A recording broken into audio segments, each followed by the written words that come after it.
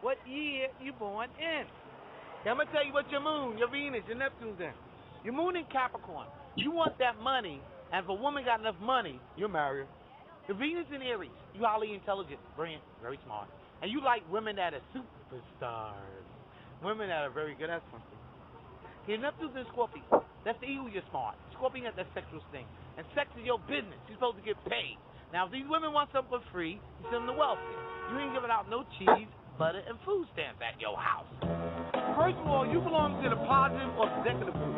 That means you're going to be a vice president corporation, own your own business, and something special. Now, people, you're going to be famous. The people who got your chart, it's Lincoln, Abraham Lincoln, the president. Thomas Edison got your chart. Lindbergh, the flyer. Okay, your love life this year, Aquarius, and whatever you're wishing for, hoping for, dreaming for, is going to come true. Okay, your moon in Gemini, that represents true personality and a touch of genius. If the genius don't come in, that you're able to put both of those personalities into one. If not, one side say one thing, the other side does another.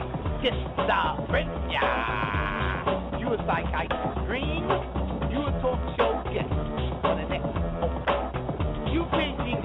You're a writer, poetic, dramatic, genius. You're judicial genius. You can be a lawyer. I advise you to become a lawyer because you're going to need to represent yourself one day. You're a technical genius. You can be a technician. You're a business genius. You're a business. You're a scientific, brilliant, critical, analytical, versatile genius.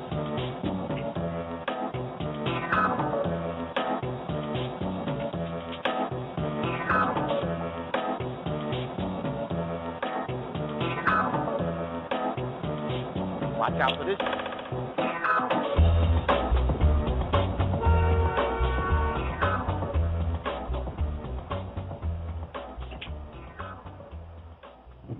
Wow, that's a blast from the past. That's Rodney Yates, Park Astrologer.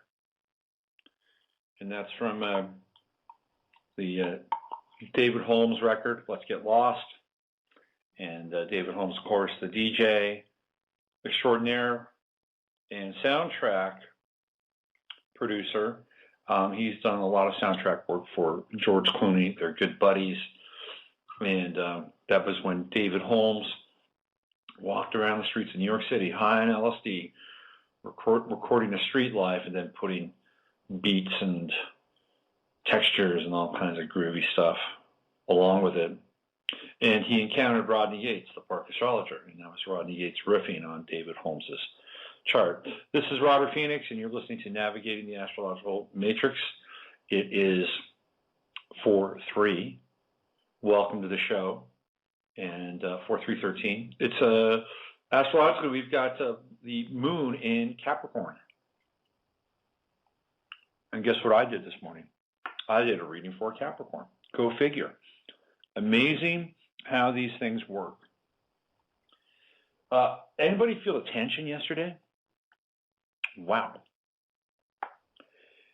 We had, obviously, the moon was conjuncting Pluto. Pluto was squaring the sun.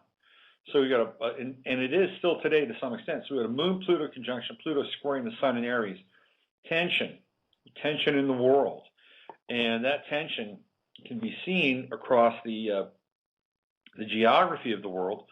We had another earthquake just off the coast of Japan, a 6.0, massive torrential downpours in Argentina, and here in south central Texas, witnessed a storm like you will not believe, or maybe you will. I didn't, because I'm not from here. I don't know if this is how they do business meteorologically in this part of the world, but I was witness to something yesterday. It was blew me away. We're talking winds of upwards of 30 miles per hour. Not very far from here, they were recording 70 mile per hour winds. These are almost hurricane-like force winds. There was hail the size of golf balls, thunder, lightning, all throughout the day. At 4 o'clock in the afternoon, the sky was so dark, it was almost night. Incredible weather, and it hasn't really let up. We've got more of it here today, and it's cold. You know, over the weekend, we were tipping out at 80 degrees. On Sunday, it was 85 degrees. Saturday, 85 degrees. Muggy, warm, and now it's completely shifted. An Arctic front has descended upon south central Texas. Things are up, people. These are not, I'm telling you right now, these are not normal weather patterns, and this is not global warming. This is not global warming. This is not the massive cold before everything turns blindingly hot and we all perish and die from lack of water or being able to grow our crops. That was the story last summer. This is not what's happening now. And we're in a different cycle, a different phase. There was a big portal that opened up in the sun yesterday, big coronal mass ejection portal. The sun is trying to liberate itself from its own cycle of cosmic enslavement, so to speak. And so the sun is bucking. The sun is moving. The sun is trying to flash enough energy so that it can actually blast through into a new cycle itself, and us along with it. And that's where we are. And every single planet in the solar system has its own relationship to the sun. And as it has its own relationship to the sun, those planets have their own relationship to us. And this is where we come into astrology and begin to make the connections between the planets and the signs and us. And it's all interconnected, and you're here as a part of it today on the show. So what we're going to do here today is we're going to talk about some of the upcoming aspects, and we're going to get into a few birthdays, and we're going to look at what's happening. We've got a lunar eclipse here in April that's coming up, and there's also going to be Saturn is going to be extremely close to the planet at the end of April on the 28th, and that is a precursor to what's going to happen in May. And in May, we're going to be dealing with the Pluto-Uranus square at 11 degrees, 11-11. Uranus will be at 11 degrees, Pluto will be at 11 degrees. It's the 11-11 square. And something is going to have to give at that point in time. Something is going to have to give. Something is going to have to break through. Okay? And I have a confession. I've been playing online poker. Not in a bad way, right? Like, I'm not going onto an online poker site and, blowing my money. I've been playing online poker on Facebook. And it's been, I go through these mild obsessions at times because I'm trying to learn something from this. Probably most of which is self-will and discipline. Being able to turn the app off. But if you play enough poker, what you'll see is that poker, okay, first of all, if you know anything about game theory is based on poker.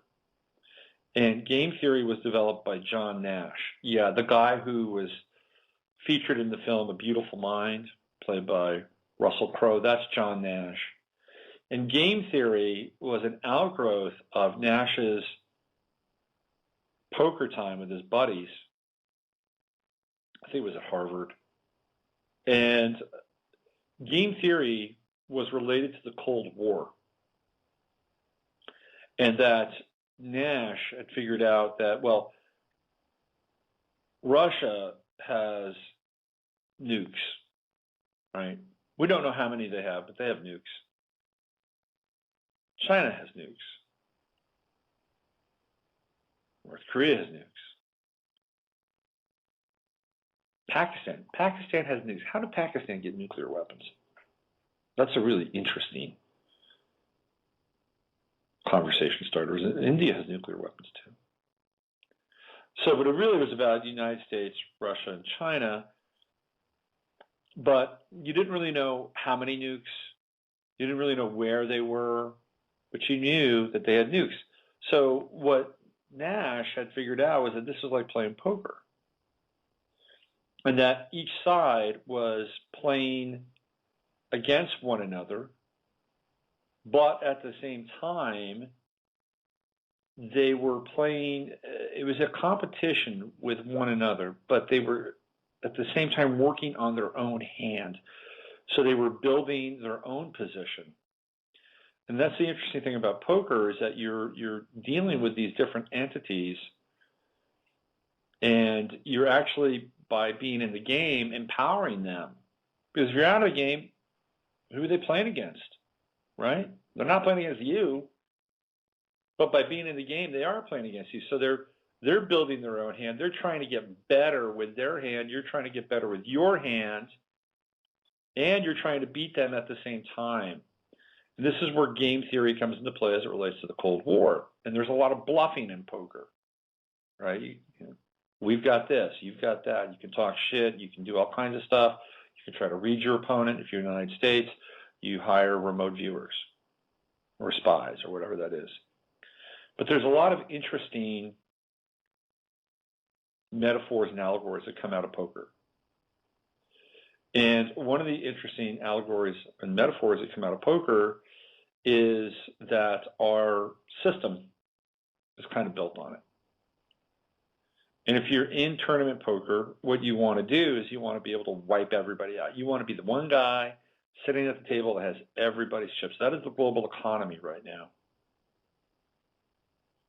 And somebody somewhere is sitting on a bunch of chips. And they're trying to bring us theoretically all down. And at the same time, they don't necessarily know completely all the cards that you're holding. So you're thinking that, or they're thinking that I've got this. I'm sitting on an ace and a 5. And on the table, there is one ace and a 5. But what they don't know is that you may have another ace, and that you may have a higher hold card, because maybe the other card on the table is a jack. You might be sitting on an ace and a jack, and they don't know it, and they think they've got you beat, right? Because they got the ace, but you've only got a 5. So all this planning and strategizing and trying to understand what your opponent has goes into poker. And when you lose a hand, especially a bad hand, it's called a beat. And the worst beat that you can have is to really think you've got a hand. Like the other day I was playing, I had 3 of a kind, I had 3 jacks.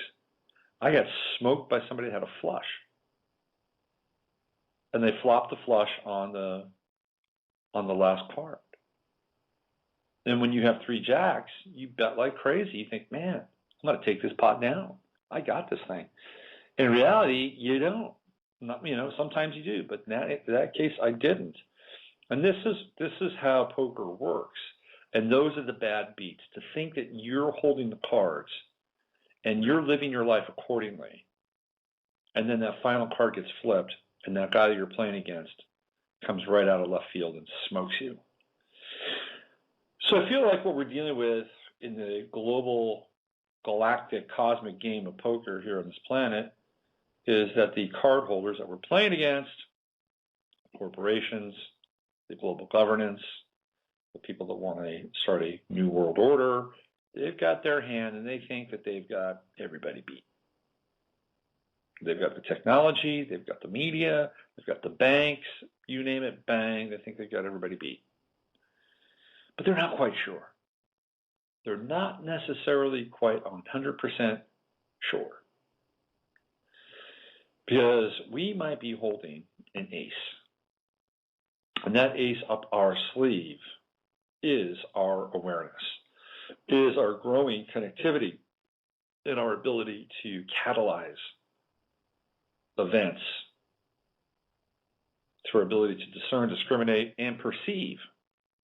And that, by the way, is rising. It's rising. And the reason I'm bringing this up is because I think that the Pluto-Uranus square coming up, if you know anything about poker, you get dealt 3 cards, and you're holding 2. You get dealt 3 cards, we're playing Texas Hold'em. 3 cards, and you're holding 2. Then there's the 4th card, which is called 4th Street, right? And then there's the final card, which is the river. You've got the flop, 4th Street, and the river. 4th Street is the 4th card. And I believe where we're going in May is we're going to get the 4th card. We're going to 4th Street in May. And the reason I think that is, this is just out of the blue really, is that 1111 equals 22 and 2 plus 2 is 4. Right, so we're going to 4th Street. There's a card that's going to be flopped in May. And then what happens is that people, see the thing with poker, right, is like you don't want to react. That's the other thing. You got to be cool. You can't react. You've got to like keep a straight face. That card comes down, and if that's a bad card, you got to hang in there, man. You can't go, oh shit, unless you're bluffing. In which case you can go, oh shit, as much as you want, which is interesting in and of itself. But you want to be cool, right? Because there's one more card to be played. And I think this square coming up is 4th Street. I think we're going to see something that is going to be revelatory. And I think it has to do with the economy. I think we're headed there. The whole Cyprus event is kind of a precursor to that. And I think that there is a very, very strong push at this point in time. You're going to start to hear more talk about the North American Union. And the reason why you're going to hear talk about this is because the euro is in suicide mode. And the reason why it's in suicide mode, and I've talked about this before, because I thought the euro was created just for this purpose, was to bring all these countries together and then take them down all at the same time. Their sovereign banking, and boom, done. But because of how the United States has yoked itself to the euro and European banks, the death spiral of the euro will impact the dollar in a huge way. There's a big euro sell-off going on right now. So what's occurring as a result of this is that the dollar will become weaker. And the only way to strengthen the dollar will be to combine it with another currency. And those currencies will be the Canadian dollar and the Mexican peso. So you're going to hear talk about the North American Union come up again. It's already started. There's going to be more. And the reason why I think this is coming, this is completely left field, and the pun and metaphor are intentional, is that if you look at the Toronto Blue Jays, okay, the baseball team, they're run by a major corporation, by the way. They're run by the equivalent of like Time Warner Cable or Cox Media or Comcast. They're run by like the Comcast of Canada. That's who owns the Blue Jays. They have a lot of money, and they've been kind of playing it close to their chest for a while now, not really spending on a lot of players, going out and making a lot of moves. But this last offseason, that changed dramatically. And what they did is they did a big trade with the Marlins. They got a bunch of players. They got R.A. Dickey, the Cy Young winner from the New York Mets, and they've loaded up on talent. And the reason why I believe they loaded up on talent is because they being the powers that be, want the Blue Jays to become relevant. They want Canada to represent in terms of this North American Union style status. If you look at pro football, you can also see where the NFL is complaining about injuries, head injuries. It's a big deal for the NFL. They're trying to change the rules. One of the things that they've talked about was going to more of a Canadian style game, which is widening the field, lengthening the field. So bringing America's pastime closer to Canada's pastime. All these things are happening now. And the reason is because I think that they're trying to get people's head wrapped around the fact that the United States and Canada are going to be much closer than we understand or know. And this has to do with 4th Street. And 4th Street and the flop of that card via the T-square or via the square between, not T-square, the square between Uranus and Pluto and really going into a T-square later in July, late June, early July. That's a whole nother kettle of fish. That's a big one, by the way, because that impacts the United States. The United States being a Cancer country, that T-square, or that square 1111, it'll still be 11 at that time, or I think it might be 10.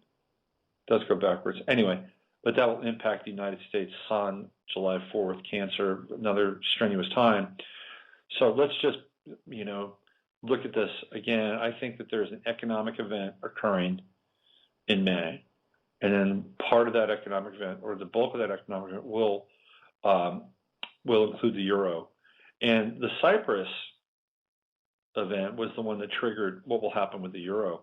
And then I believe that in July, with the next square with the U.S. Sun and Pluto and Uranus, that is when the U.S. economy is impacted. So I believe 4th Street is coming. And the river, it's an interesting terminology for the 5th card. The river will be possibly later this year in November. And November is a very big month, really big month.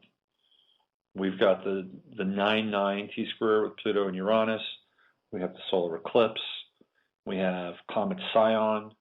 That's all happening in November. That could be the river. So hang on to your hats. We are, and hold your cards close to your vest, because we're in a high stakes game here. And the other factor, or the other variable we have to factor in, is the weather. And the weather, in my estimation, is changing.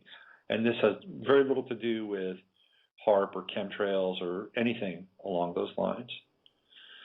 So we're also going to be dealing with potential, natural disasters. I actually see them escalating. And I see the escalation, really taking place as kind of a result of Neptune and Chiron, especially as it relates to water. Water is the big deal here now. So floods, look for floods, and look for more impactful aspects around rain, either too much or too little, because that's the other part of Neptune and Chiron. And right now we're getting kind of flooded out down here in Texas. All right, so let's do this. Let's take a quick look around the stars. The stars. Shall I talk like Louis Toury today? I will say this about Louis, Dr. Toury. He actually gave me a life-changing reading many years ago. Many years ago. So I actually respect him as an astrologer, but I also don't necessarily hold the same points of view that he does in terms of where we're headed. Let's just put it that way. All right, Sun in Aries. The moon has moved just past it now. It's at 21 degrees universal GMT time. We do have a very strong stellium in Aries. Sun at 14 degrees, Venus at 15 degrees, Mars at 17 degrees, Uranus at 8 degrees. This is a great time to initiate, get things going, get things moving. On a sexual level, ooh la la, you have the ability, and this goes for any sign right now, to get into some really hot and steamy, connectivity and lovemaking.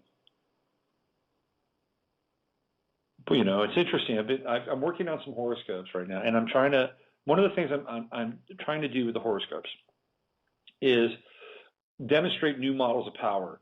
And what's fascinating is that today I was driving in my car and I was listening to Colin Cowherd on ESPN, and he was talking about this coach whose name is Mike Rice, and he coaches for Rutgers. And apparently Mike Rice, they have this videotape of Mike Rice screaming at his players, calling them names that are just, unrepeatable, kicking them. I mean, we're talking borderline abuse.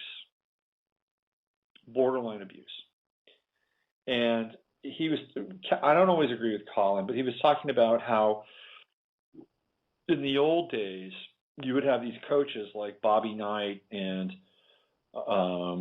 Woody Hayes, and they would scream at players. Bear Bryant. I mean, coaches were like tyrants. They would do anything that they could in order to get you to perform. And if deep humiliation was part of it, they would do it. And a lot of times when you're a coach, what happens is that you'll pick one player, and that one player will be the scapegoat. And you will treat that player with utter disrespect and contempt. And what will happen is that the other players on the team will see that, and they'll say, I don't want coach to treat me like that. I'm going to do everything in my power to practice and play so I don't get that kind of shit thrown in my face. That's one of the reasons why coaches do this, by the way. And they will pick somebody who is psychically kind of attuned to being the scapegoat. And then they'll hammer them. But they'll also do it individually if they feel like they have to do it to a particular player at a particular time. Well, what Colin Cowherd was talking about, he's talking about how these models of screaming, yelling, cajoling, pushing, all this, that they don't play anymore. And they don't. They don't. You know, and it's not just in terms of a college coach, but it's also in terms of leadership at a corporate level and at a geopolitical level. And in a weird way, okay, what we're seeing, and not necessarily in a good way either, because there's like I don't know, it's sometimes these things are hard to nail in the moment, right? Like, for instance, when we look back on the robber baron cycle and period of the United States, and you have people like J.P. Morgan and Rockefeller and all these guys running the show, they were tyrants. You know, they were megalomaniacal tyrants who were hell-bent on creating fortune. And they were most of them were born in Pluto and Aries, so it was part of their chart. And did they step on people's rights? Did they have conditions, work conditions that were dangerous, skirting safety for profit? Did they, when things happened, did they turn their backs and assign the blame on the worker? Of course they did. Did they take care of some people? Maybe. So it's easy to look back on that time and say, well, these guys were, you know, they were fox, right? Pardon my language. But what happened is that if we didn't have those guys, then we wouldn't have the infrastructure of which we're living. I mean, it took that type of psychology and that type of personal power to create this country, for better or worse, okay? So they served a purpose. And, you know, we're living in this kind of dualistic universe, right? At least we are for now. And so it served a purpose. And if we look at what's going on currently, and there's this removal of people like Gaddafi and Assad, and this is all triggered by the Kim Jong-un thing for me. You're seeing these people get moved out of the way. And are they tyrannical? I don't necessarily think so. The only time I think a leader, I'm not saying the only time a leader gets tyrannical, but I think one of the things that triggers tyranny in leaders is when people are living under oppressive conditions and they want change. And leaders will say, screw you, you know. I like it here. I like doing this. I'm going to, you know, take you out at all costs. In the modern world, that's changed a little bit, because sometimes when people rise up, they're actually being paid or invoked to do that for a particular reason. So then at that point, the leader has no alternative at times than to stamp them out, because if he allows them to continue to do what they do, then he's going to have a coup that can be staged and engineered by somebody outside of his own country. Do you see how sensitive this thing can get sometimes? So anyway, what we're seeing, though, is we're seeing the removal of these guys for better or worse. Did they do anything to piss anybody off? Not really. You know, I mean, Gaddafi hadn't done anything for years. He's playing ball in the United States. He was their boy in North Africa. Same with Hosni Mubarak. Assad, well, Assad was playing ball. He wasn't doing anything terrible. But again, we covered this on the Monday show. They're sovereign. But what they're doing now is they're removing these figureheads. So they're removing these figureheads, which represent, on one level, tyranny, right? These guys are old school rulership. One person in charge, power, and everything emanates top down from them. They're getting taken out. They're getting taken out of the way, and what's being brought in is more of this lateral kind of intelligence and governance, which we would think of or ascribe to as being the New World Order. But if we step back, and I'm trying to understand this again from the oppositions of signs and power, what we're trying to do here is now see, okay, well maybe this model, and I'm not endorsing it, but maybe this model is really about something more evolutionary. Because if we cannot stand anymore for tyrannical coaching, and I can't, I never could. Even when I was a kid playing sports, I hated those guys. I felt like they were insulting my intelligence, and I was going to play just as hard without them being, complete douches. So we're looking at this new lateral model of leadership, which is inclusive, which is, transparent, all these things. It's very Aquarian. And we're seeing that taking place now. There's no room for it in sport, really. Not like there used to be. Those models are leaving. And theoretically, there's no use for it on a global level, even though the examples of it are rigged, in my estimation. But the evolutionary model is moving forward. So where are we within the evolutionary model? Where is it taking place in our own lives? Where is power in our own lives? How do we remove the tyranny of the self, the thing that keeps us from really reaching out and experiencing our fullest potential? That's where it's at right now. Look to the opposite sign. That's where the power is. It's always in the opposite sign. This is what I'm getting into with the scopes, and hopefully it'll be up later today. But let's say, I'll just use this as an example. If you're in Aries, we've got all this stuff in Aries, how do you attain power? Or how do you, not attain power, how do you handle power? How do you administer power? Well, you do it by incorporating the opposite, which is Libra. So instead of just moving ahead, ram, you bring the opposite in, which is balance, way, and then you incorporate it, and then you move ahead. Now you have a full spectrum of completion and true balance in the sign itself. And every sign, the secret to every sign is its opposition. Because the distilled nature of the sign, apart from its opposition, is incomplete. And it is probably the lower function of the sign itself. So if you're a Capricorn, you've got to get into Cancer. You've got to understand Cancer. If you have Capricorn, apart from Cancer, disconnected, fragmented, what do you have? You've got corporate tyranny. You've got worker. You've got profit at any price. You've got Walmart. So you've got to bring the Cancer in. You've got to understand people's needs. You've got to understand sustainability. It can't be short-term profit. You have to be able to nurture and feed and create models that extend out into generations. So that's what we're talking about here with power, and that's going to be part of the new scopes, and hopefully we get them up today. Some of the birthdays today, interesting birthdays. Shall we get into them just a little bit? Let's see, April 3rd. Right at the top of the list is Gus Grissom. Gus Grissom, the astronaut, and he was played by Dennis Quaid in the movie The Right Stuff, which is a really good movie, by the way. If you haven't seen The Right Stuff, see The Right Stuff. It's kind of a glossy glamorization of the space program, but there's a lot of good actors in there. Sam Shepard's in it. Dennis Quaid is in it. There's some good acting.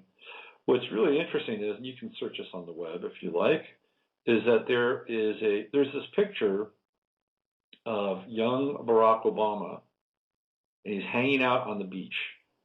There are two famous beach photos of Barack Obama, right? There's one where he's coming out of the ocean and he's buff and glistening, and it's the archetypal picture of Barack Obama. And in fact, that is the picture that most people remember seeing for the first time with Obama. Think about that. Think about what that means on an archetypal level. It's fascinating. So the other Obama picture, when he's a baby, a young boy, like maybe 4 or 5, I think, about 5, he's on the beach, and there's a picture there, and it's supposed to be his grandfather. But there are people who believe that the guy in the picture is actually Gus Grissom, which is interesting because then we get into this whole territory around Andrew Basiago and time travel and space jumps and Barack Obama on Mars and, all that, really crazy, strange attraction vector. So anyway, it's Gus Grissom's birthday. It's also the birthday of Henry Luce, another interesting birthday. And he's the guy that introduced Time magazine and Fortune and Life. He's also one of the founders of Skull and Bones. Henry Luce. Interesting last name, wouldn't you say? He was born in 1898. Guess where he was born? Henry Luce was born in China. Isn't that fascinating? That is fascinating. I did not know that. Let's look at his picture. I think Mr. Luce might have a little bit of Asiatic blood in him if you look at his picture. Very interesting. Henry Robinson Luce. Luce, of course, sort of short for Lucifer, right? Light bringer. Okay. Who else today? Birthday. Eddie Murphy. Eddie Murphy's birthday is today. Aries rising. Eddie Murphy. Let's see, who else? Some interesting birthdays for sure. Marlon Brando, one of my favorite actors of all time. Marlon Brando. I liked Marlon Brando. He was strange, man. He was an oddball, but I liked it. But Brando had kind of the right idea. He said, "Man, I'm just going to get myself an island. I'm going to go hang out on that island." He did. Tumultuous family life, for sure. Marlon Brando. Remember when he sent Sachin Littlefeather up to accept the Oscar? That was great. Stuff like that doesn't happen anymore. But what we get now, Sachin Littlefeather had a great kind of written out, it was a statement moment, man. It was all about Native American rights, and it was like Brando using the Oscars as a platform to get this message across. It was brilliant. She's still alive, by the way. What do we get now? We get Kanye West jumping up on stage and dissing Taylor Swift, or inarticulately blurting out, "George Bush don't like black people." That's what we get now. We don't get anything like Brando and Sachin Littlefeather in the Oscars. Of course we did. Let's see, what else do we have today? There's somebody else that was interesting. Helmut Kohl, the former Chancellor of Germany. His birthday is today. And Doris Day. Doris Day. Talk about little MK Ultra MK, Ultra action. Doris Day's son was one Terry Melcher. And of course, Terry Melcher is in the deep when we talk about Charles Manson, the Beach Boys, and of course, the Beatles. He was a songwriter in LA. And he was one of the people murdered, Terry Melcher, Doris Day's son. Doris Day, her birthday today. So I think that's about it. Oh, Paris Jackson, Michael Jackson's daughter, whoever the father was. And Dick Sutphin. Dick Sutphin is a really interesting guy. He is pretty brilliant. Kind of an early spiritual teacher. And Dick Sutphin he never really hit mass consciousness in a big way, but I think his work is pretty important. All right, that wraps it up for birthdays. So you understand where the astrological weather is, and you understand whose birthday it is today. So why don't we move forward a little bit and get into the meat of the show? How's that? Who wants to do readings? Raise your hand. Raise your hand if you want a reading. All right, so what I'm going to do now is I'm going to play a little bit of music and set some stuff up, take a little bit of a break here, and then we're going to come back to some live readings. So get ready. 347-308-8995. 347-308-8995.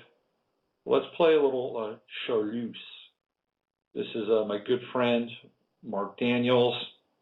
This is from the latest Charleuse record, and the track is called Bus Station Anywhere. So this is Robert Phoenix.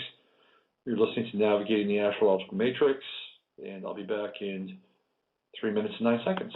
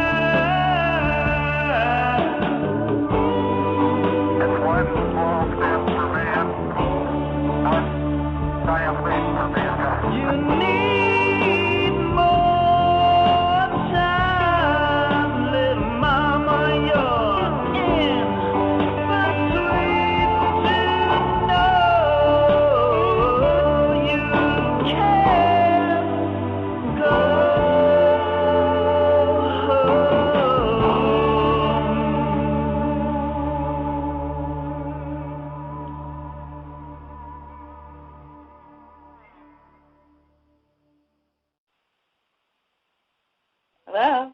All right, that was Charleuse, aka Mark Daniels, and that was Bus Station Anywhere. We just brought on Missy. How are you, Missy? Hi, good. How are you? I'm good. Where are you calling from? Pennsylvania? Pennsylvania. Well, welcome to the show. Thank you. Are we Facebook friends? I'm not sure. Okay. Maybe we aren't. You sound familiar. Oh, this is different. No. Possibly. No. I'll tell you what it is. I'll tell you. No. I'm thinking of somebody else. So this is a new relationship. We're just starting this off. Okay. So you want a reading, obviously, right? You bet. All right. So we don't have a lot of people in the queue. So why don't we do a full reading? You're going to have to give me all of your vital statistics, which is birth time and date and all that stuff. Where did that take place? Okay, I don't know the date, but I know everything else. Or not the date, I'm sorry. The time. Does that matter? Time. Okay. All right. So were you born in the morning, afternoon, or evening? I believe I was born in the morning. Okay. Well, why don't we try to do a little rectification here. Let's see if we can use some of our rectification skills. Let's go here. Let's edit this. Okay, and let's go here. All right, give me the date. June 18th, 1980. Okay. June 18th, 1980. Okay. And where was that? In Pittsburgh, Pennsylvania. All right.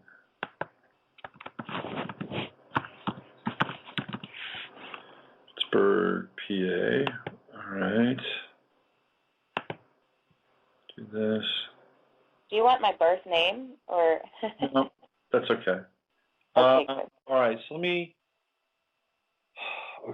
get out the solar chart because it's going to take me, I think, 2 charts here to figure this out. Hold on. Okay. Let me see here. Let me do that. So I'm going to ask you some questions. We're going to try to pin down a rough birth time. Now, when you say morning, was that obviously pre-noon? Do you think it was early morning, later morning? What's your best guesstimate? You know, it's a possibility it could be somewhere around 8 o'clock in the morning. Somewhere around 8 o'clock. Mm-hmm. So let's dial in 8 a.m. Let's see what the chart looks like. Let's just do that because now we're getting a little closer. All right, so okay. Let me ask you a question about your hair. Okay. Do you place a lot of emphasis in your hair, like style, length, care? Is it important to you? Yes. It is important to me. It is? Mm-hmm. On a scale of 1 to 10, how important?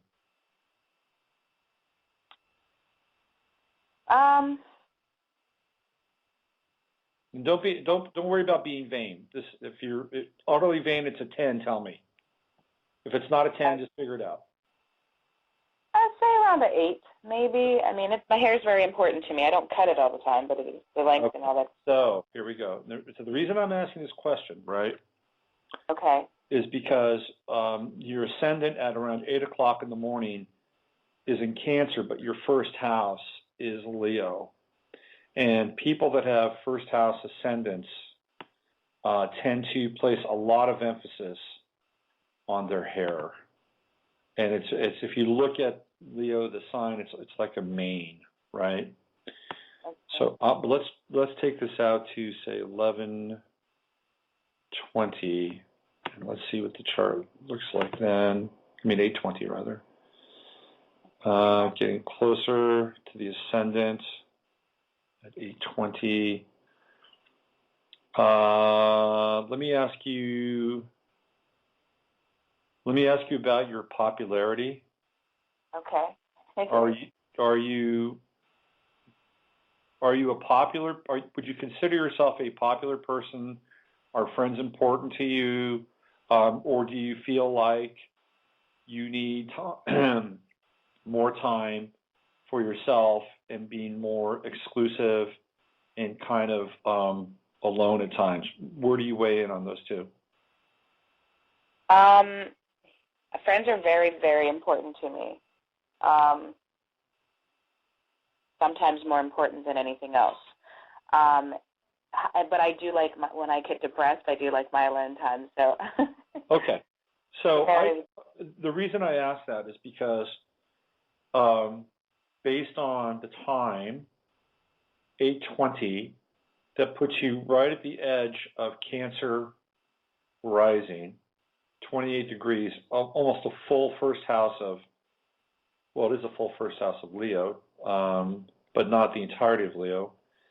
And the reason I asked you about your friends is because you have Venus in Gemini in the 11th house, which is a very social aspect. It's the house of friends. And the reason I asked you about the seclusion piece is because your sun at 27 Gemini is just on the other side of that line and in the 12th house. So your answer, which was your friends are very important, and yet when you get depressed, you tend to want to be alone. To me, that kind of exemplifies the Venus-Sun split between the two houses. So I think we're very close here in terms of nailing you as a Cancer ascendant and then seeing the rest of your chart. So there we go. Awesome. If you want to use a time for your birth moving forward, I would say any time between 8:20 and 8:30 would be an appropriate time for you, and 8:20 seems pretty darn close. Nice. Okay, so what do you want to look at today? I want to look at love and maybe like finances. Love and finances. Okay, so again, so based on your chart, so are you in love? Do you want to be in love? Are you? What's your status? Well, I have a romantic interest whom I have very strong feelings for. I'm not in any relationship with him at this time. Okay. Yeah. The challenge for you with relationships and romantic interests, and I'm just going to jump into the fire with you, okay? Okay. All right. You have an opposition between Neptune and Venus. And based on the chart that I created for you, Neptune is in the 5th house, which is the house of romance. And Venus is in the 11th house, which is the house of friends. A lot of times, this can signify an unobtainable romance or an unobtainable desire. Quite often, it can even be something along the lines of you, kind of falling in love with somebody else, like a friend of yours, like their boyfriend or their husband. And it not being even kind of like a realistic situation. You would have very fond feelings for them. The other component to this would be not necessarily seeing relationships clearly, because what has to happen with the Neptune-Venus opposition is you've got to be real. You cannot deal with potential. You can't deal with ideal. You have to wipe that out of your relationship playbook. And if you have a love interest in somebody and they don't know about it, or it's kind of hanging out there and dangling in the atmosphere, that would be very much akin to the Venus-Neptune opposition. So in terms of resolving this, Jupiter is in Gemini currently, and it's going to be crossing your Venus. and you will have an opportunity to see how real this is, or how real it could be. And I think the sooner that you can do that, the better off you are in terms of coming to some understanding as to whether or not it is a valid relationship. One of the things I'm a little concerned about with you and in relationship and romance in general is Saturn squares your Neptune, and it squares your Venus. And this square, it's a T-square, by the way, this square is indicative of somebody who will stay in relationships for too long, and for all the wrong reasons. And part of it would be seeing potential or wanting something to happen, and displaying a type of devotion which would not really be respected by the person or recognized by the person that they're displaying it to. And the challenge with that is that you have Mars conjunct your Saturn, and there is a great deal of frustration when we see the Mars-Saturn conjunction in the chart, especially as it squares Venus and it squares Neptune. So this is kind of a conundrum for you. You want to be close. You want to have that close connection. You want to feel the ideal, which is what Venus opposing Neptune does. But Saturn and Mars they can be challenging in terms of that. Saturn staying too long and Mars being frustrated. You have to watch out for frustration. It's a big piece here with the chart. Now, again, you ask me, is it going to happen? Will it happen? Will this person suddenly, recognize who you are and open their hearts and say, "Come on in, Missy. I've been waiting for you for forever." Jupiter on your Venus gives you the opportunity to road test that. Okay. It expands your ability to have connection and partnership. But since you have Venus in Gemini, it's not just one, it's two. So I would say that be open to having this play out. And we're, again, in terms of time, we're talking May. Okay, May is a big month. Jupiter gets closer to your Venus. So May is a rubber hits the road moment for you. But also be open to somebody else as well, because that's the nature of Gemini. And by and large, with Venus in your 11th house, the best partner for you, or the best mate for you, is somebody that you're friends with. You must be friends with them. It's important. Right. And sometimes you can actually be friends first and then become lovers or partners. Not everybody can do that, by the way. Not everybody can, hey, we're just being friends, because a lot of times friends doesn't necessarily translate into passion, right? Yes, and that concerns me. So, but you have the ability, I think, to do that. In your 7th house, again, based on the time you gave me, your 7th house is Aquarius. So your relationships would tend to be more Aquarian, more mental, more, what's the word I'm looking for? Kind of democratic, and allowing two people to really kind of be who they are, and want them to, sort of just experience themselves uniquely, and the relationship would be a unique expression of their own unique experience. That's what the 7th house Aquarius does. Do you know the birthday or the sign of this person? It's April 25th. So they're a Taurus. Mm-hmm. And that would put, let's see, April 25th, that's early Taurus. That would be Sun, Moon, Trine. That's not a bad trine, because you've got Moon in Virgo. That's not a bad trine, Sun, Moon, Trine. That would be, so yeah, that's good. That's actually really good energy. So are you close to this person? This is somebody that I We were high school sweethearts and kind of always kept in touch over the years. And I was in a long marriage and got divorced. So I haven't really,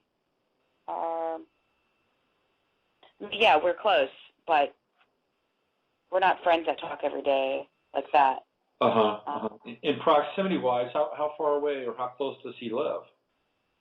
He lives on the West Coast. His family lives where I live, but he lives on the West Coast. I'm on the East Coast. Okay. So. Well, Uranus, again, based on the time you gave me, Uranus is in your ninth house, which would indicate travel at a distance, but also at the spur of the moment. Long-distance relationships are very hard, but if you have Aquarius in the seventh house, it would kind of fit into that rubric because they're unusual, and certainly there's plenty of space for two people to kind of be who they are. I would say if you really want to figure this out, I would say get on a plane and go to California in May. How did you know California? Oh, I don't know. I mean, that's what I was just a thought. So get on a plane and go to California in May.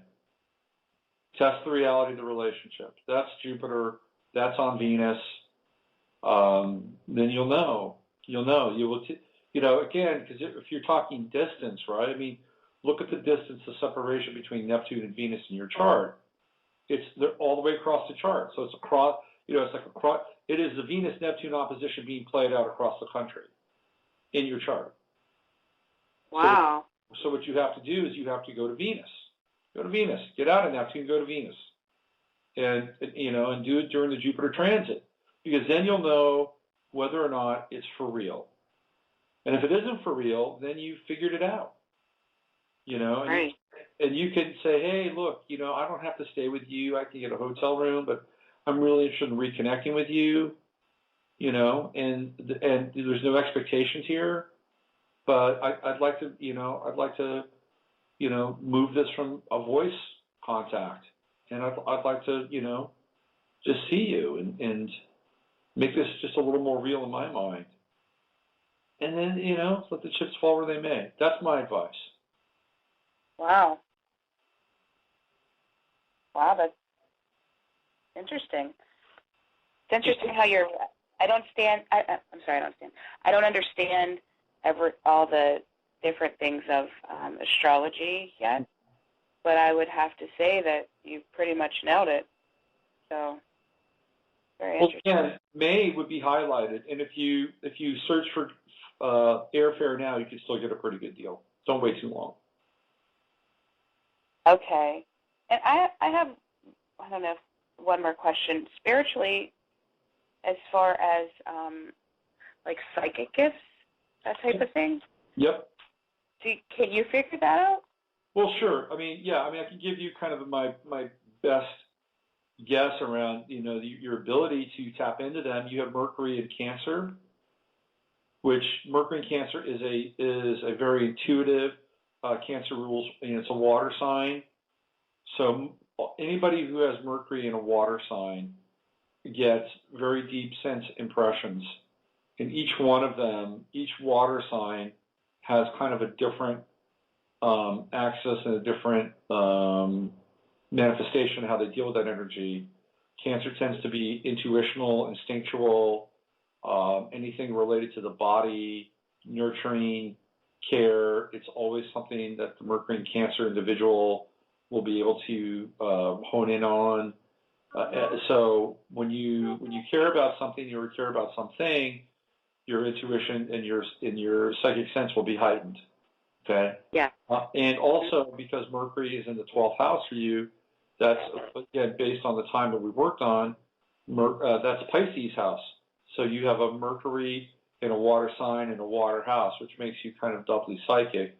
Although with the placement in Pisces, it would mean that you would not necessarily have control over your psychic abilities, that it would come to you in dreams, in intuition, hunches, but it would be kind of at its disposal, the soul's disposal, or whatever. It's not like you could necessarily drive it. You would have to be open and receptive to it. And when you would get impressions, you would need to be able to honor them, right? When I look at Mercury in your chart, it trines Uranus. So that's very quick. You have a very quick mind, even though it's water. A quick mind, and so the psychic and sensory impressions that would come to you would be out of the blue, right?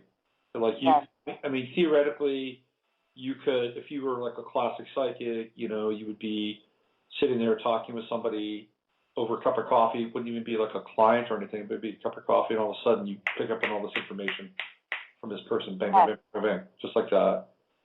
So in order for you to hone this, your Mercury sextiles Saturn in your chart, and Saturn in your chart is in the third house. So you would need to make a conscious link between Mercury and Saturn, which means writing things down. So when you get impressions, when you have a dream, when you feel things, like if I were you, I'd keep a notebook handy. And you would write these things down, because the more you write them down, the more your higher self would say, oh yeah, she's cooperating with us. She's paying attention. We'll give her more. So invest in a notepad and just, when you get something, write it down. And just, like today, boom, April 3rd, 2013, you just get that little notebook and you put it at the top of the page. Maybe nothing happens. But then maybe 2 or 3 things happen, you write it down. And you're like, oh, that's interesting. And then a couple of weeks out, something happens, you look back, oh yeah, on the 13th of April, I was having coffee with Joe. And all of a sudden, I saw Joe,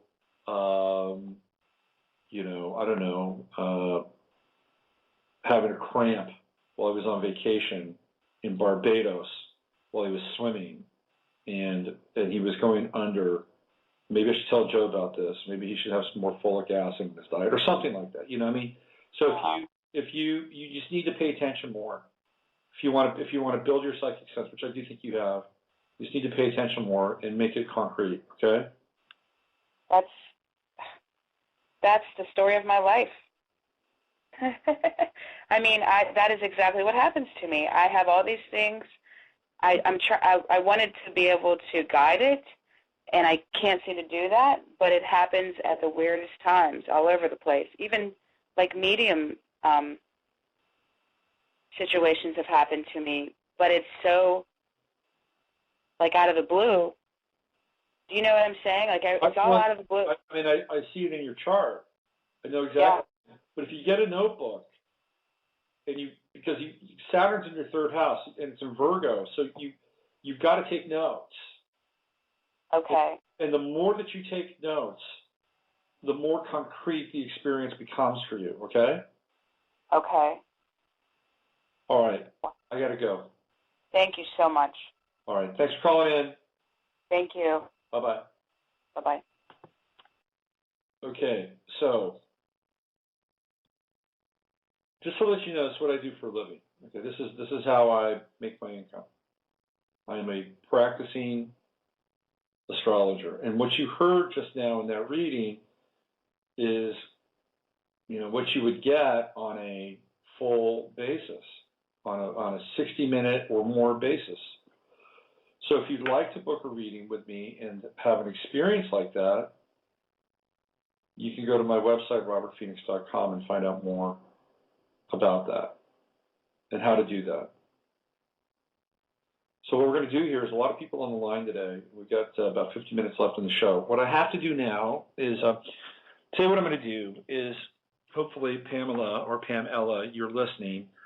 I'm going to do Pamela's reading last because she is in the chat room, and she is in France. She can't call in. So let me do this. Let me move quickly through these readings. Pamela, I will dedicate the last 15 minutes or so to you, since you're a good friend and a bud. So I'll do that with you in the last 15 minutes, and we'll be uninterrupted. So I haven't forgotten about you. I'm just creating the space in the last part of the show. Let's go to the 773 area code. Let's find out who you are and where you're calling from and what you want to talk about. Hi. Hello. Hi. My name is Evelyn. I'm in Indiana. Hi, Evelyn. How are you today? Oh, I'm fine. Thank you. How are you? I'm good. So what's up with you?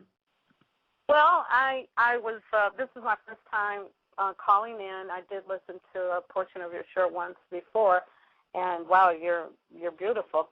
I'm hoping that you'll do some reading for me that'll speak to my issues with money and love. Well, I hope I do too. When's your birthday? December 30th, 1956. I don't know if I needed to tell you the year. I'm just learning how powerful the astrology is, not that stuff we read in the newspaper, the real stuff. It is pretty interesting, and I'm trying to understand, because I think a lot of people are getting turned on to it now. It was really big in the 70s, mm-hmm. and then it kind of went away for a little bit. And there's right, a lot like Hocus Pocus, yeah. Well, there's a lot of really good work done in like the 80s and the 90s. You had people like Robert Hand and Liz Green and Stephen Forrest were really developing some really good models for astrology. It was kind of like the scholastic art.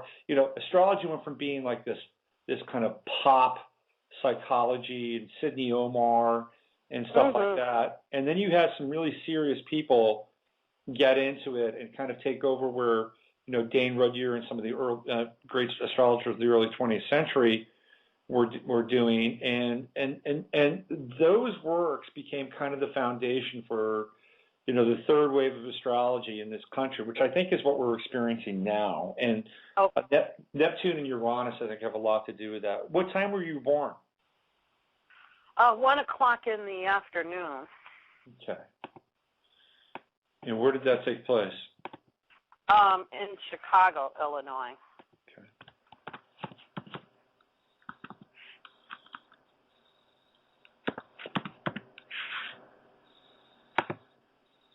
Okay. Here we go. All right. So, do you know much about your chart? I have one. I'm very confused about it. Okay. So, what I have for you is I have Taurus on the ascendant for you. And your moon is in Sagittarius, and your sun is at 9 degrees Capricorn, right? Oh, I'm not sure. Okay. Well, that's what I have here in the chart. So. Okay. Thank you. So you want to know about your money, finances? Is that what you? Yeah, it seems like I seem to be kind of stuck with money and love. Money and love. Or all jumbled up, or something blocked or trined or something. I don't know. Okay. Well, when we look, so let's just do a quick breakdown. When we look at money, we look at two houses, the second house and the eighth. When we look at love, we look at the seventh house, the fifth house, and obviously the opposite of the seventh house, which would be the first house, which is the self. How are we treating ourselves? How are we coming across? Because if we are in alignment with ourselves, then love is much easier to come by. But what's really funny about that is we're really aligned with ourselves and we're really okay with ourselves, and love becomes less of an issue. It's like, do I really need a relationship? I don't know. I really like myself. Anything that comes into my life is a blessing, but I don't have to go there. I don't have to jump there. That's the paradox of the first and the seventh house. But with the second house for you is Gemini. That's what I have for you. The second house is Gemini. There's nothing in the second house in your natal chart. In your natal chart, in your eighth house, however, you have the moon, and the moon is in Sagittarius, and then you also have Venus in the eighth house. Now, even though you have Venus in Sagittarius and the moon in Sagittarius, which are not necessarily bad places for either planet, they're in the 8th house. And the 8th house is ruled by Scorpio. And Scorpio has a less than positive relationship with both the moon and Venus, detriment and fall in both planets.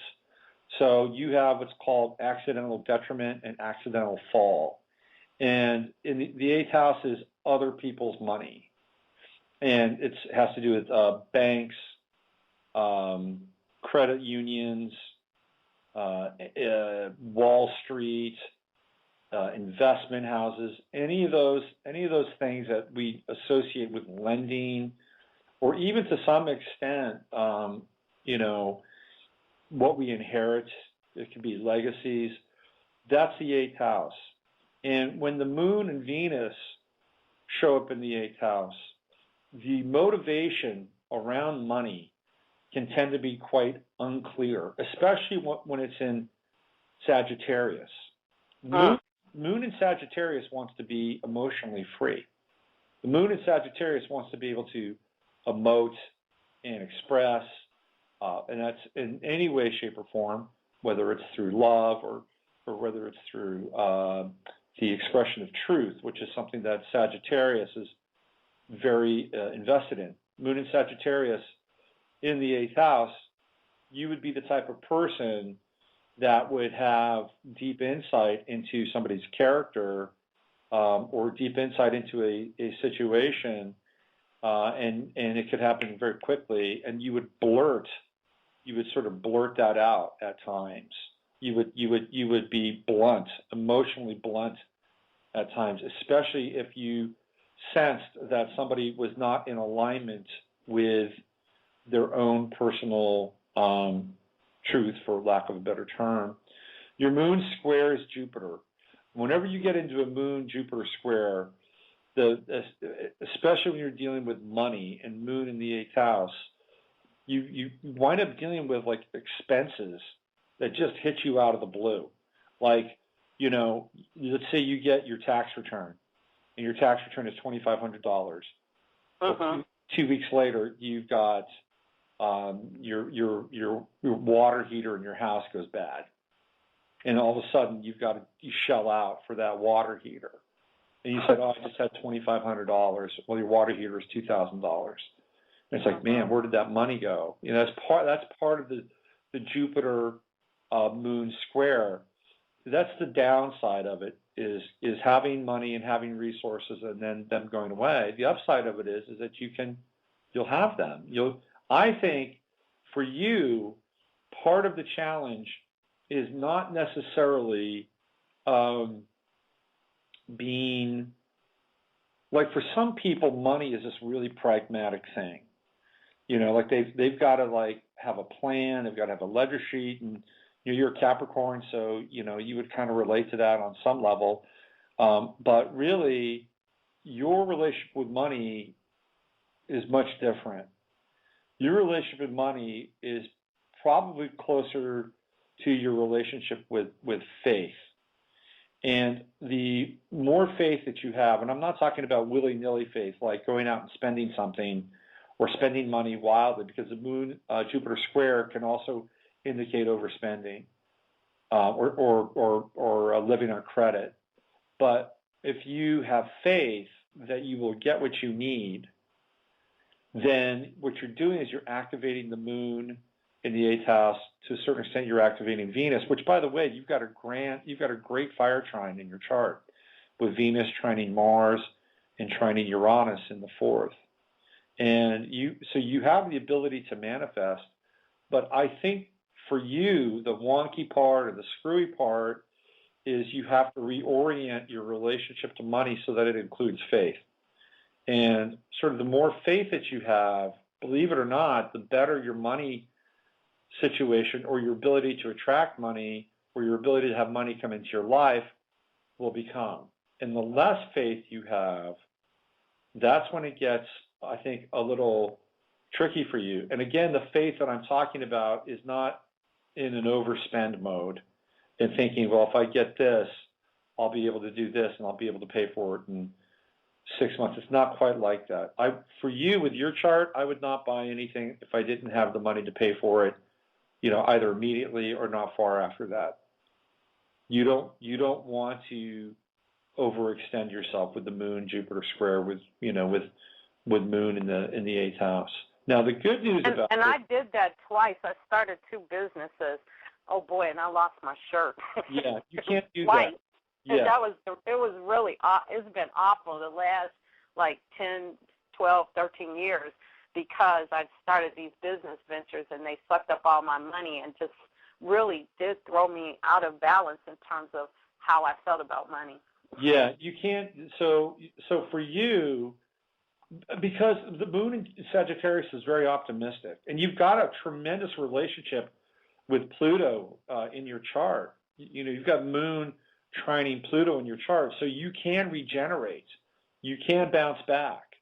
Obviously you did it twice, so you were able to, kind of resurrect your energy. That's Moon and Pluto, so you can do that. Now here's the deal, right? So Jupiter is coming into your 2nd house. Your 2nd house starts at roughly 13 degrees Gemini, so you're going to have Jupiter in your 2nd house for part of the spring and most of the summer. And whenever Jupiter transits the 2nd house, there's a resurgence in resources. Okay. Now, if you have another business idea, don't do it alone. Don't go it alone. You want to bring somebody else into your business idea picture. That's very important, especially with Jupiter in your 2nd house. So, just from the aspect of having some material relief, financial relief coming your way, look for spring, summer. All right. Okay. I think it's a very good time for you. You're going to have Jupiter oppose your Venus here shortly.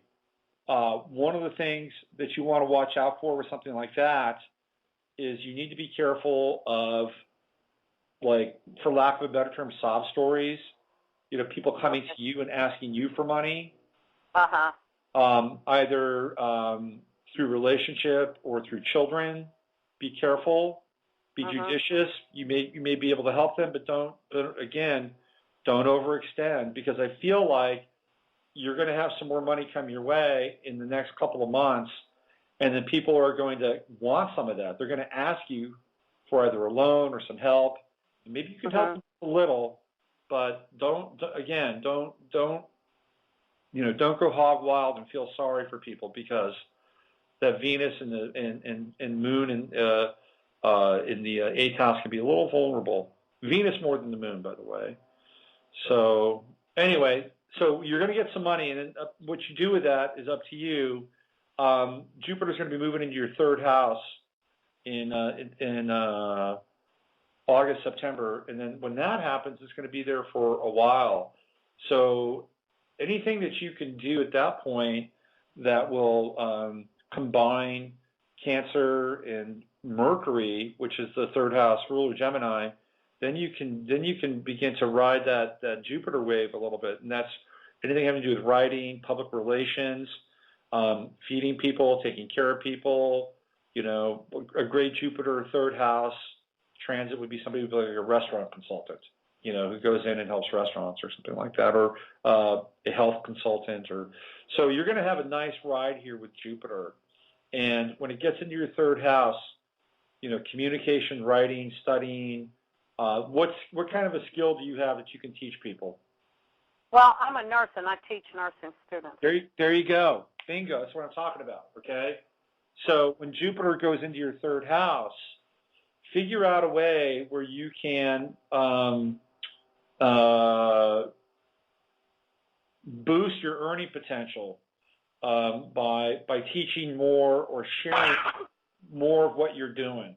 And this is going to go on for about a year. So you can bring a lot more money into your life by sharing more of your knowledge. And nursing's perfect. It's Cancer. It's exactly. Well, actually, I have a business idea with what I'm doing with the but it's a very complicated thing. It's more complicated than any business idea I've ever had.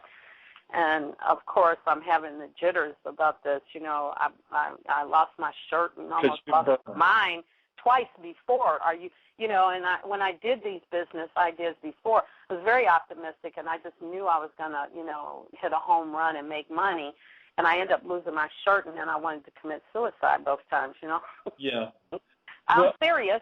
I'm serious, but I did spring back. Well, here's the deal, okay? All right.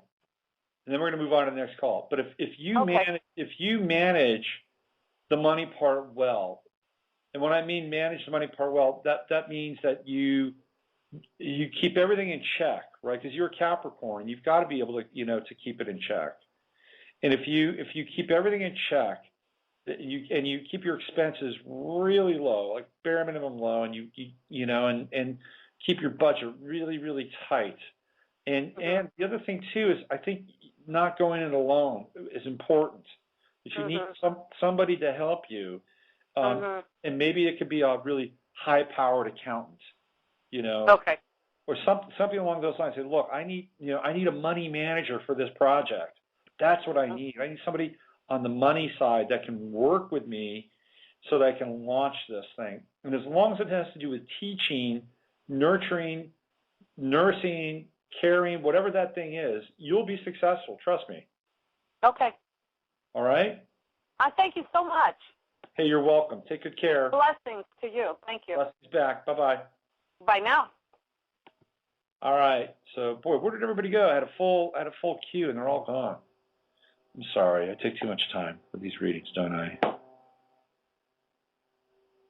I apologize. All right, we got Lenise there. Let's use on the 765 line. Oh, hello there. She's on the next flight to Brazil. Hello. Have a nice day. Hello. Hello. Dalton, it's Charles. I was letting you know you can take your time getting coffee. Mr. Miller canceled his appointment. Okay, it's interesting. The 765 numbers, I see that on my show every day. So somebody's listening from their phone, which is interesting. All right, the queue has opened up. So let us go with Pamela. Let's find her stuff again. And I got to go all the way back into the chat room and find all those digits. What do we got here? People in the chat room are talking about soul music right now. OJ's, Barry White, talking old school. Okay, Pamela, if you hear me, enter your info in the chat room because I have to go back into the chat. There we go. Okay. Let's just love the internet. What a trip the internet is. Okay, so we're doing this is I wouldn't say it's a cold reading, but it's a remote reading. And I've never done this before, so let's try to figure this out here. So, okay, the 21st, October 1963. Sometimes when I do readings for people, I just read into the recorder. I actually prefer reading for people live, to be honest with you, but I don't mind it. 724 and Waterbury, before Waterbury. 7:24 a.m.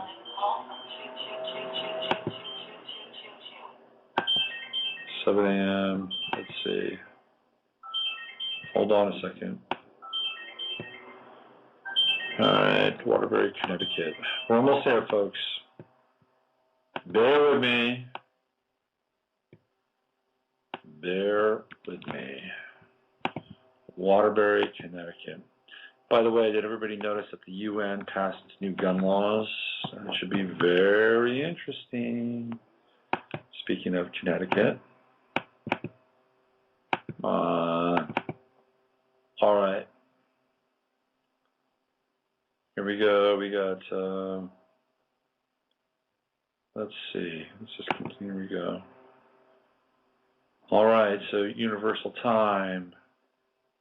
Waterbury, Connecticut, Pamela. There we go.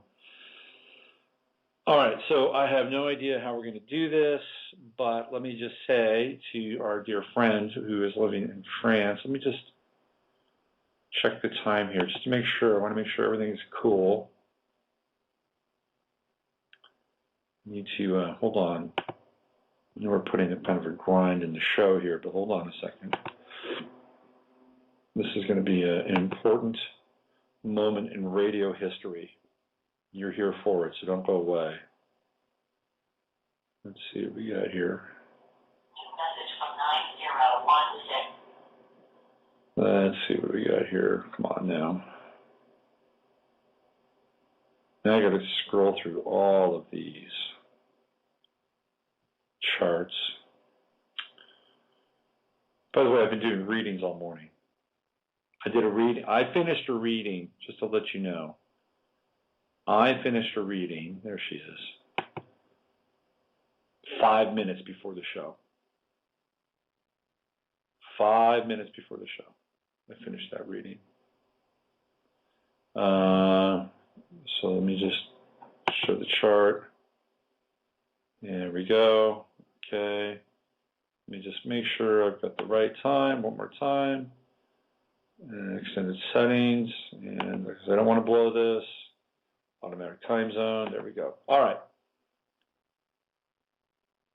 So Pamela, if you're listening, and you are, even if it is delayed, the big player for you in your chart is Saturn, and that's Saturn in Scorpio in the first house, and it is just off of your Venus, moving backwards.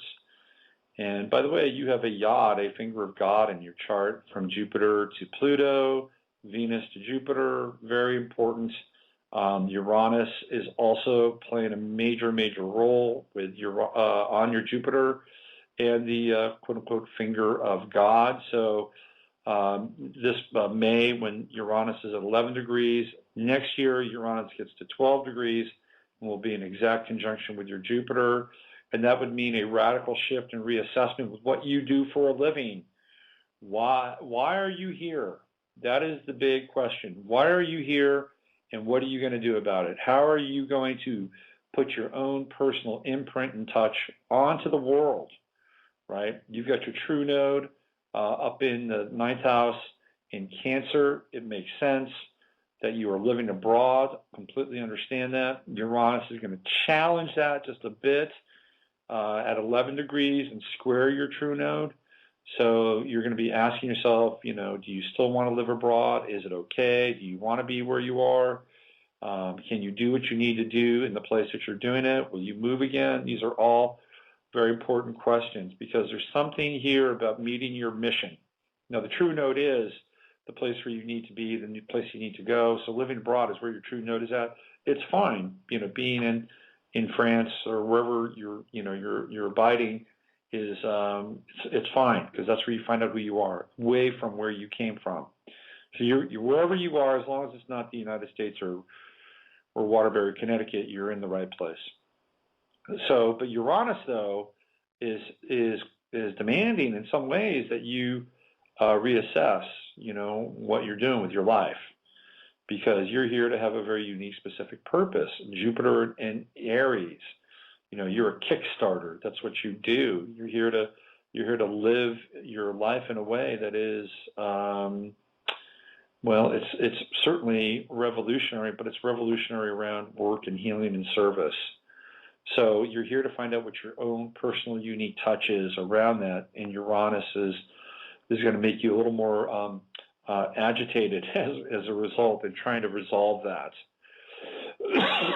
Excuse me. Part of your challenge with your chart is Sun, which is in the 12th house, but right on your ascendant, and Mercury in the 12th house in Libra, opposing Jupiter. So part of what Uranus is trying to do is trying to draw you out of the 12th house, trying to bring your information, all this information that you're sitting on, all this information that you're accruing from going from my site and my show to Red Ice Radio to wherever you're going. Uranus is saying, hey, bring it out. Get it out of the 12th house. share it, do something with it, create something. So that's an important piece for you. I would say that there is part of you that's very artistic and very creative. So you have to do this in an artistic and a creative way, not just like you wouldn't be the type of person that would write a how-to manual. It would have to be much more evocative with all the Libra energy and the 12th house energy. And then with Saturn in the first house, and it being really about focusing on self right now, and in a very strong way. It's like bringing your energies home. Now, I know that you and I know we talked about, some of your personal life and, what happened at the school and stuff like that. That's a very Saturn first house transit for you, by the way, dealing with things like, scorpionic, issues and being more focused and being more, what's the word I'm looking for? Strict, really, around all these kind of scorpionic, events. And I know you know what I'm talking about. So Saturn was just on your Venus, and it's moving backwards, and it will hit your Venus again in August, September. When that occurs, generally speaking, there's a very important meeting that takes place with the Saturn-Venus conjunction. And at 11 degrees, it's a very revelatory meeting. So you're going to be reconnecting with somebody, I believe, that's very important to you and will be important to you, an extremely meaningful relationship. And whenever Saturn crosses Venus, there are times when that happens that the relationships, when Saturn's on Venus, the relationships that you have get minimized to just the most important ones. But the ones that remain are the ones that you will keep for a very long time. So when Saturn comes back onto your Venus at 11 degrees, look for that relationship which reflects who you are and a person that understands you. That will be a relationship that is worth holding on to and working towards. Okay? And at the same time, Saturn moves onto your Neptune this year in the first house. Whenever Saturn moves onto Neptune, you want to stay away from any kinds of intoxicants. Very important, clear head. You want to have a clear head, clear vision, clear focus, fast, cleanse. Those are all really important aspects with Saturn on your Neptune. It's also a time for you to channel your spiritual insights and make them very concrete, make them very real. Become a living exemplar of what you believe in or what you have faith in. That's very important with Saturn on your Neptune. Pluto is right now, you're getting ready to go into the Pluto-Pluto trine phase, which happens right around 49, 50, 51, that area. So you're going to be 50 this year. So that means that Pluto, you're going to get into the Pluto-Pluto trine. That's just part of a Pluto cycle. It happens.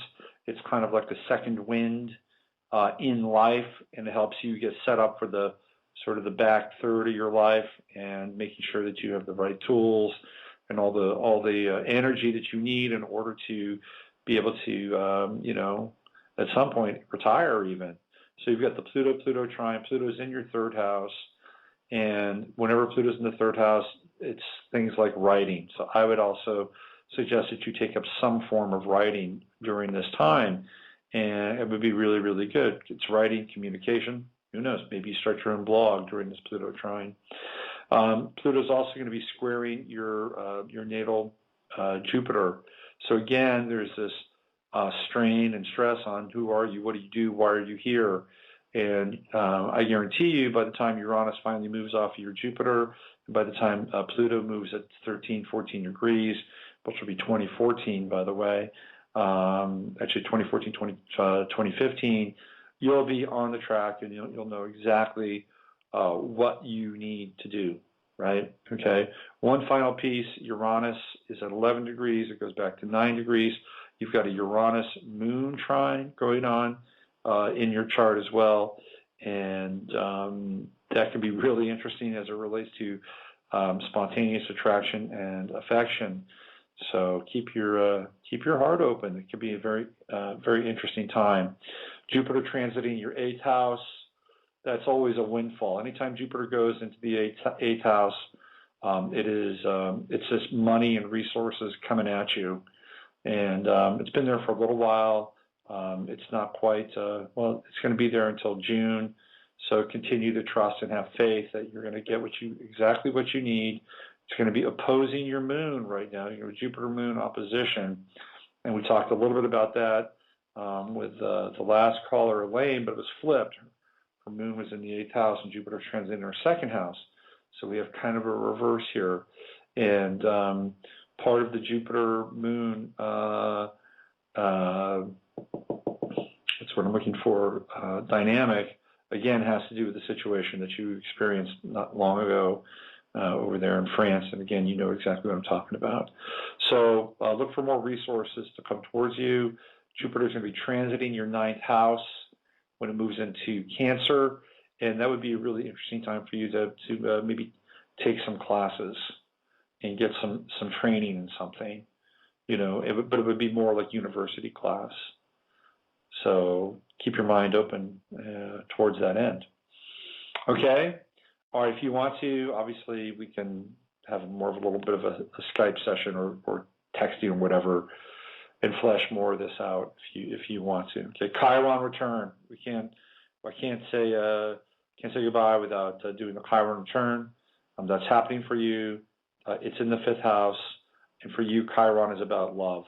It's about love. It's about romance. It's about poetry and the ability to have it once again in your life. Soulful connection with another human being. That's what that's about. Okay. How's that? Is everything cool? Yeah. All right. All right. You're welcome. There we go. Good feedback in the chat room. We like that. All right. We got a few more callers. Let's jump into one. Hello there. Hi, is that me? It's you. Hi, this is Linda calling from Canada. Hi, Linda from Canada. How are you? I'm good. How are you, Robert? I'm good.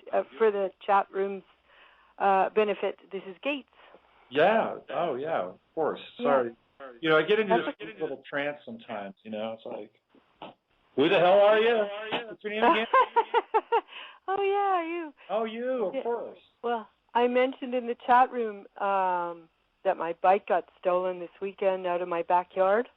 I hate that. Oh, yeah. It was real. I mean, because you know what happened to my car.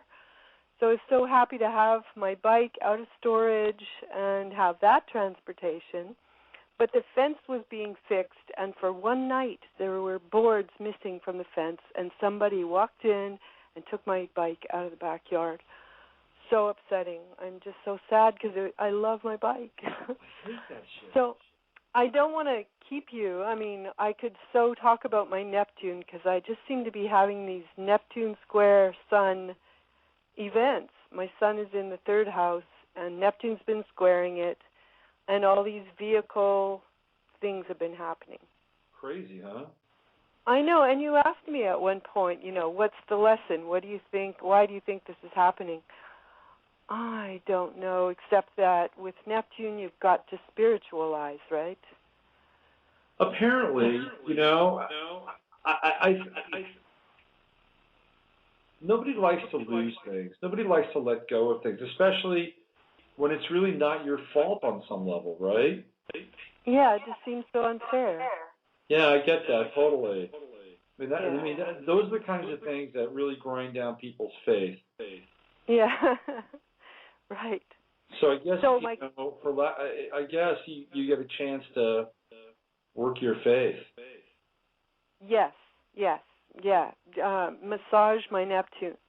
And, I'm doing this job, and Neptune is in Pisces in my sixth house, and so, I've got to listen to my gut and use my intuition more rather than trying to, do it on the third dimension, which is... Well, yeah, I think the other thing, Linda, is also,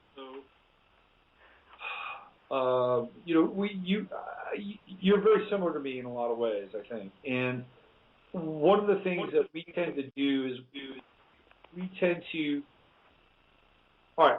Here's a story that I remember from autobiography of a yogi, Yogananda, right? Mm-hmm. So Yogananda, when he was in Southern California, they had watermelons at the ashram, and he left the watermelons out of the ashram on purpose. And they were out walking or something, and they were talking about the watermelons at the ashram and how good they were going to taste because they were cold. They were looking forward to it. And then Yogananda said to the guy, he said, "Well, did you put the watermelons away?" And he said, "Well, no. Why should I put the watermelons away? Because we live in an ashram and it's idyllic, and nobody's going to steal the watermelons." And he says, "Are you sure about that?" And he says, "Well, yeah. I have faith. I have trust." And they went back, and sure enough, the watermelons were gone. So I think what Yogananda was trying to import to his student at the time and everybody else was that, we've got this wonderful relationship with the universe, but we have to take care of our end of it. And when I had my bike stripped off, I was too trusting, Linda. And what I needed to lock those suckers up. And and I think that is the moral of the story. And I know that it didn't have anything to do with your car because that just happened out of the blue. You can't really do anything about that, right? No, but there's got to be a gift in it. I mean, I think there must be a message somewhere. Well, I think in the bicycles, I'm thinking bicycles in my terms, that the message there is, don't take anything for granted and walk the bike. So my question, the reason I'm calling you, because I know you have people in the queue, and I didn't want to take up too much time. They went away. Oh, they did? Okay. Well, I just thought I would ask you and the people in the chat a psychic question. Do you think it's still on the island? Because, I could go and look in all the ditches, or maybe it's just gone and I should let it go. Is it still on the island?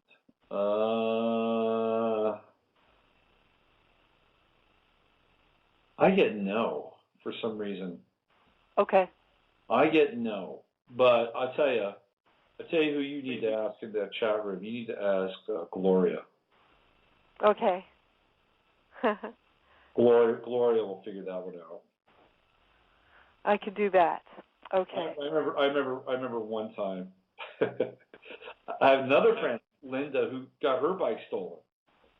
Well, that Linda, she has a parallel life to me.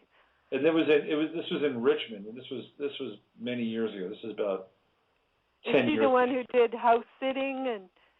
That's it. It's the same Linda. Yeah. Well, she has similar events in her life to mine. She does, I would say. So she had her bike stolen.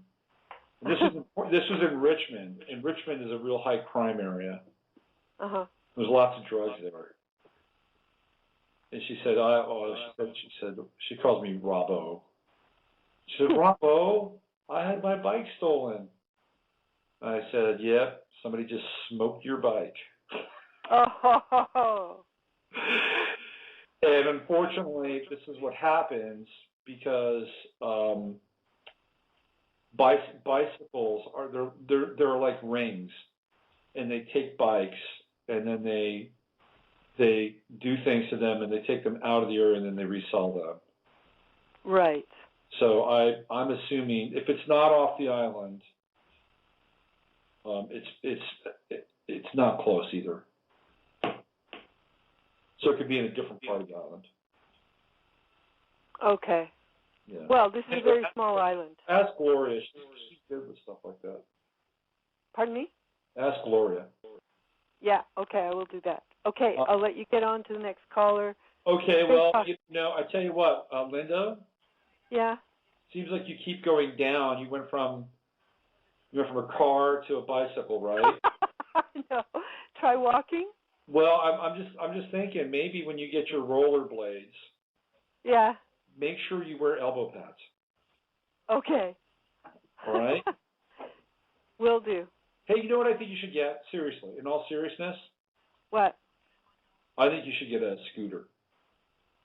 Yeah. Yeah. Good idea. Get a scooter because you'll have fun. And the weather you're in the season now where you can ride that scooter for a few months. Totally. And then you can sell it when the weather turns and do something else. The island is like 4 miles square here, so no place is too far for a scooter ride. Yeah, I would say scooter it up. That's what I think. Okay, sounds good. All right, see you, Linda. See ya. Bye. Bye-bye. Okay, and with that, we have reached the end of today's show, even though there's 10 minutes left. My, how time flies. I just got up this morning and started doing a reading, and here we are. Here I am, almost 4 hours later.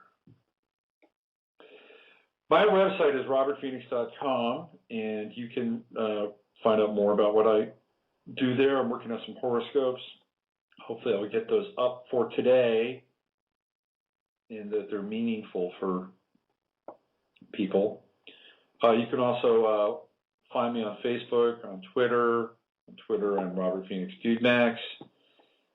And on Facebook, I'm Robert Phoenix, and also have Astrology for the Now Age as a page on Facebook as well. So you can go there and check in with that.